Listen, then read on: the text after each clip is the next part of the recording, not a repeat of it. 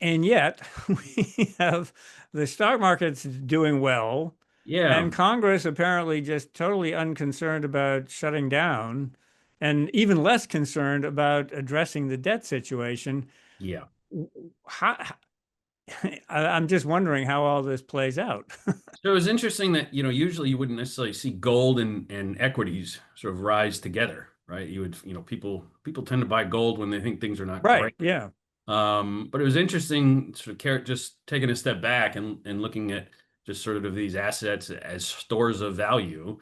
And one issue is, well, if we don't like the if we don't if we uniquely are worried about treasuries, then you could imagine, all right, well, where else are we going to put our money? All right, equities and gold, which is an interesting dynamic. And when you start to see things acting sort of a little differently, we start to wonder when there's seemingly disconnects between short and long-term interest rates, and the degree to which policy moves from the Fed don't really change longer term yields. Like that's a bit of a concern. And increased reliance on short-term borrowing is another one of the features I think of the bond market that are giving people a little bit of pause. But again, this is in a global context where other economies are in a somewhat of a worse position at this moment.